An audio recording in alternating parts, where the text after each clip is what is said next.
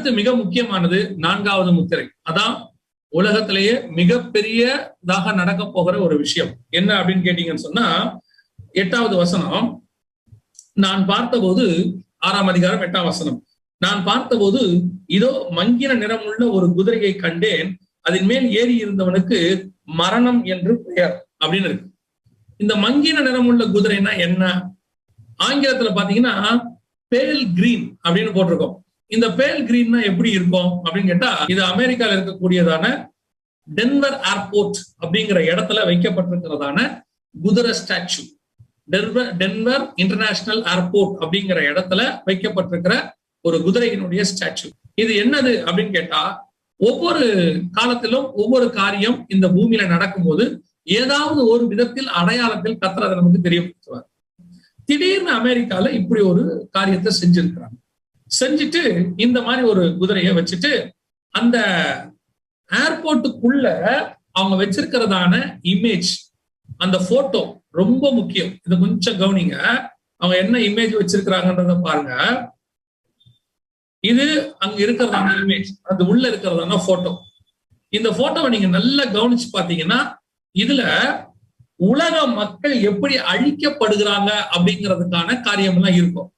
ஒரு சர்வாதிகாரி அடிக்கிறது, கொல்றது, வியாதியில ஜனங்க பாதிக்கப்படுறது, சிலர் மரணத்துல இருக்கிறது, எல்லாமே இதுல இருக்கும். இதுல பாத்தீங்கன்னா இந்த குதிரையை வச்சுட்டு இப்படி ஒரு பெயிண்டிங்ஸ் அவங்க பண்ணிருக்கிறாங்க. இதுக்கும் இந்த மெசேஜுக்கு என்ன சம்பந்தம் அப்படின்னு கேட்டா, இதே ஒரு மாதிரி ஒரு குதிரை வரும் தான் 1900 வருஷத்துக்கு முன்னாடி பைபிள் சொல்லு. பேல் கிரீன் ஹார்ஸ், இங்கிலீஷ்ல அப்படி இருக்கும், பேல் கிரீன் ஹார்ஸ் இருக்கும். தமிழ்ல மங்கின நிறமுள்ள ஒரு குதிரை அப்படின்னு இருக்கு. இந்த குதிரை வரும்போது உலகத்துல மிகப்பெரிய அளவுல மரணம் சம்பவிக்கும்னு பைபிள் சொல்லுது. கீழே அதே வசனத்துல நீங்க 8வது வசனத்துல பாத்தீங்கன்னு சொன்னா 4 வகையான மரணம் வரும் அப்படின்னு சொல்ல. ஒன்று பட்டயத்தினாலும், 2வது பஞ்சத்தினாலும், 3வது சாவினாலும், 4வது பூமியின் துஷ்ட மிருகங்களினாலும், பூமியின் கால்பங்கில் உள்ளவர்களை, அங்கதான் ரொம்ப முக்கியம், கால்பங்கில் உள்ளவர்களை மரணம் இல்லை கொலை செய்யப்படுவார்கள் இருக்கு. கொலை செய்யும்படியான அதிகாரம் அவைகளுக்கு கொடுக்கப்பட்டது. இந்த வசனத்துல என்ன சொல்லப்பட்டிருக்கு அப்படின்னு சொல்லி நீங்க கேட்டீங்கன்னு சொன்னா, இதுக்கு அப்புறம் வரக்கூடிய ஒரு மிக முக்கியமான காலகட்டம், இந்த பஞ்சத்தினுடைய முடிவுல மிக முக்கியமான ஒரு பேரழிவு இந்த பூமிக்கு வரும். இந்த பேரழிவை குறிச்சு நிறைய விஷயங்கள் பேசிக்கிட்டே இருக்கிறாங்க. நீங்க ஒருவேளை இந்த விஷயத்தெல்லாம் கவனிச்சிங்களா இல்லையான்னு எனக்கு தெரியாது. இப்போ அதை பத்தி எல்லாம் ஆரம்பிச்சுட்டாங்க. நீங்க மத்திய கிழக்கு நாடுகள் நியூஸ்லயும் அது வருது, அப்புறம் ஐரோப்பா செய்திகள்ல வருது, எல்லாம் வந்துட்டு இருக்கு. எதை பத்தி வந்துட்டு இருக்கு அப்படின்னு கேட்டீங்கன்னா, குளோபல் வார்மிங், அதாவது மிகப்பெரிய அளவுல பூமியில வெப்பமயமாகுதல் அப்படின்னு ஒண்ணு நடக்குது அப்படின்னு சொல்றாங்க. இந்த வெப்பமயமாகுதல் மூலமாக மிகப்பெரிய அளவுல பூமியில மாற்றங்கள் வந்திருக்கு. அந்த மாற்றம் வருவதற்கு முன்பதாக, அதை பத்தி நான் கடைசியா சொல்றேன், அந்த மாற்றத்துக்கு முன்பதாக ஒரு பெரும் அளவுல யுத்தத்துக்கு இந்த உலகம் ஆயத்தமாகுது. 3ஆம் உலக யுத்தம் ஒண்ணு வரப்போகுது, ரஷ்யா வரப்போகுது. இந்த யுத்தத்துக்கு உலகம் இப்ப ரெடி ஆயிடுச்சு. ஒருவேளை இந்த யுத்தம் தொடங்குமானால் இந்த யுத்தத்தின் மூலமாக 4 வகையான மரணம் பூமியில வரும். இப்ப பாருங்க, 1ஆம் உலக யுத்தம் தொடங்கும் போதுதான் ஃபர்ஸ்ட் பிளைட்ல குண்டு போட்டாங்க. பிளைட்ல குண்டு போடுற கலாச்சாரம் அப்பதான் வந்துச்சு. 2ஆம் உலக யுத்தம் அதுலதான் அணுகுண்டு போட்டாங்க, ஹிரோஷிமா நாகசாகில. அதுக்கு முன்னாடி அப்படி ஒண்ணு கிடையாது. சோ 1ஆம் உலக யுத்தத்தை விட 2ஆம் உலக யுத்தத்துல மிகப்பெரிய அளவுல உயிர் சேதம். இப்போ 3ஆம் உலக யுத்தத்துலதான் பயோவார், கிருமிகள் மூலமாக ஒரு யுத்தம் செய்யறது, பயோவார்ன்னு சொல்றது.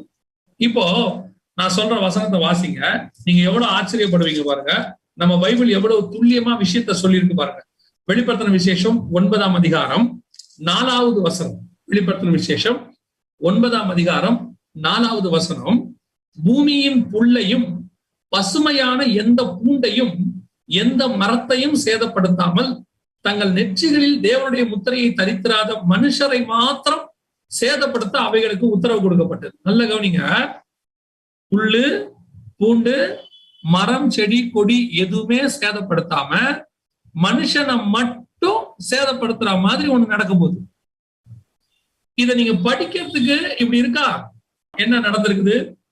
மரம் சேதமாகல, எந்த பூண்டும் சேதமாகல, எதுவுமே சேதமாகல. மனுஷன் மட்டும் கோடிக்கணக்கில் செத்து இருக்கிறான். இது இயற்கையா வந்த கிருமி கிடையாது. இப்போ கண்டுபிடிச்சிட்டாங்க இது சைனாவுல லேப்ல இருந்து மனுஷன் உண்டாக்குன ஒரு கிருமி. அப்படின்னா யாரோ கொலை செய்யறதுக்காக இதை ரெடி பண்ணியிருக்கிறாங்க. இது ஒரு ஆயுதம். இந்த ஆயுதத்தை யூஸ் பண்ணா, இந்த பயோ கெமிக்கல் வார யூஸ் பண்ணா எந்த விதமான மரம் செடி கொடி சேதப்படாம மனுஷன் மட்டும் சாவான். இப்படி ஒரு பயோ கெமிக்கலை நம்ம இப்பதான் பாக்குறோம். எப்போ 2019 பாக்குறோம். ஆனா இது 1984லயே ஆரம்பிச்சிட்டாங்க இந்த மாதிரி ஒரு ஆராய்ச்சி. நாங்க அப்பயே 1984லயே இந்த மாதிரி ஆராய்ச்சி இருந்துச்சுன்னு ஒரு குறிப்பே இருக்கு. இப்ப 2019 தான் அதை யூஸ் பண்ணி இருக்கிறாங்க. ஆனா 2000 வருஷத்துக்கு முன்னாடி பைபிள் சொல்லுது மரம் செடி கொடி எதையும் சேதப்படுத்தாம மனுஷனை மட்டும் சாகடிக்கிற மாதிரி ஒரு விஷயம் நடக்கும். இப்ப நடக்குது பாருங்க, எவ்வளவு துல்லியமா இருக்கு பாருங்க நம்ம பைபிள்ல. இந்த சாவை தான் இந்த நீங்க 6ஆம் அதிகாரத்துல வாசிச்சு பாருங்க, பூமியின் துஷ்ட மிருகங்களினால் உண்டாகும் மரணம். அப்படின்னா என்ன? இப்ப இந்த கிருமி எல்லாம் இருக்குல்ல, இப்ப நீங்க பாக்குற கொரோனா கிருமியா இருக்கட்டும், இல்ல இதுக்கு முன்னாடி வந்த எய்ட்ஸா இருக்கட்டும், அல்லது டெங்குவா இருக்கட்டும், எபோலாவா இருக்கட்டும், ஜிகாவா இருக்கட்டும், எந்த வைரஸ் வேணா எடுத்துக்கோங்க, எல்லா வைரஸும் ஏதோ ஒரு மிருகத்துல இருந்து வந்துச்சுன்னு சொல்றாங்க. நல்லா கவனிச்சு பாருங்க. ஏதாவது ஒரு மிருகம். இப்ப கூட இந்த கொரோனா வந்த போது நம்ம சைனால உள்ளதான அந்த மாகாணத்துல ஒரு மார்க்கெட்ல உள்ளதான அந்த கிருமியில இருந்து தான் வந்துச்சு. இந்த பாம்பு சாப்பிடுறது பாம்புக்குள்ள இருந்து வந்துச்சு அப்படின்னா, எய்ட்ஸ் வரும்போது சிம்பன்சி குரங்குல இருந்து வந்துச்சு. கேமல் ஃபீவர், உங்க அரேபியால அந்த மத்திய கிழக்கு நாடுகள் எல்லாம் கேமல் ஃபீவர்னு ஒண்ணு இருக்கு, அது ஒட்டகத்துல இருந்து வந்துச்சு. இப்ப எபோலா வவ்வால்ல இருந்து வந்துச்சு. இப்படி ஒவ்வொன்றுத்துக்கு பின்னாடி பாருங்க ஒரு மிருகம் இருக்கும். ஏதோ ஒரு மிருகத்தை சொல்லிட்டே வராங்க. இது எல்லாத்துக்கும் பின்னாடி ஒரு மிருகம் இருக்கு பாருங்க. இப்ப நீங்க 6ஆம் அதிகாரம் 8ஆம் வசனம் வாசிச்சு பாருங்க, துஷ்ட மிருகங்களினால் கொலை செய்யப்படுவார்கள் இருக்கு. இப்ப இந்த கிருமியை எடுத்து நம்மள என்ன பண்றாங்க? கொலை பண்றதுக்கான ஒரு வேலையை அவங்க செய்யறாங்க. இது எங்க இருக்கு பைபிள்ல? 1900 வருஷத்துக்கு முன்னாடி இருக்கு. இத வச்சு மனுஷனை சாவடிப்பாங்க. மரம் செடி கொடி எதுவுமே சேதமாகாது, மனுஷன் மட்டும் சேதமாவான். இந்த தீர்க்க தரிசன வார்த்தை நிறைவேறுகிற காலகட்டத்தில் தான் நீங்களும் நானும் இருக்கிறோம். இப்ப நம்ம 6ஆம் அதிகார காலத்துல இருக்கிறோம்னு சொன்னா அதெல்லாம் இல்லைங்க, ப்ரூஃப் கொடுக்க தெரியல, ஆனா அதெல்லாம் இல்லைங்கிறோம். உட்கார்ந்து ஒவ்வொரு வசனத்தையே கொஞ்சம் அலசி ஆராய்ந்து உலகத்துல நடக்கிற சம்பவத்தோட ஒப்பிட்டு பாருங்க. 6ஆம் அதிகாரம் 8ஆம் வசனம் நிறைவேறுகிற இடத்துல நாம இருக்கிறோம். இன்னைக்கு துஷ்ட மிருகங்களினால் உண்டாகிற மரணம், 4 வகையான மரணம் ஒரு சேர நடக்கும் போது.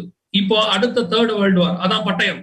பட்டயத்துல 3rd வேர்ல்டு வார் ஸ்டார்ட் ஆகும் போது 2nd வேர்ல்டு வார்ல அணுகுண்டு யூஸ் பண்ணாங்க, 3rd வேர்ல்டு வார்ல பயோவார் கிருமி யூஸ் பண்ண போறாங்க.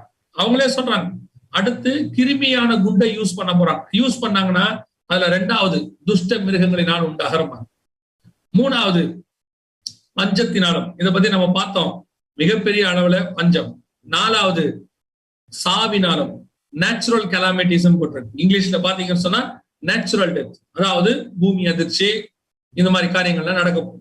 சோ இதுதான் இதுல ஒரு பெரிய விஷயம் என்ன தெரியுங்களா? இதுல எவ்வளவு பேர் சாவாங்கன்னு ஆண்டவர் அதுல சொல்லியிருக்கிறார்.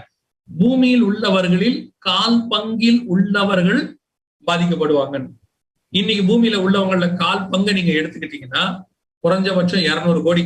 ஒரு குறிப்பு சொல்லுது, 3ஆம் உலக யுத்தம் வந்தால் குறைஞ்சபட்சம் 167 கோடி பேர் சாவாங்கன்னு சொல்லுது.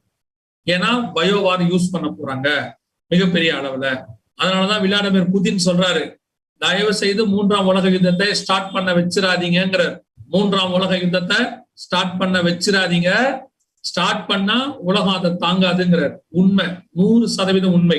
நம்முடைய வேதாகமம் இதை குறித்து தெளிவா நமக்கு துல்லியமா பைபிள் நமக்கு சொல்லி வச்சிருக்குது. சொல்லி வச்ச மாதிரியே எல்லா அடையாளங்களும் துல்லியமாய் நடைபெற்று கொண்டே இருக்கு.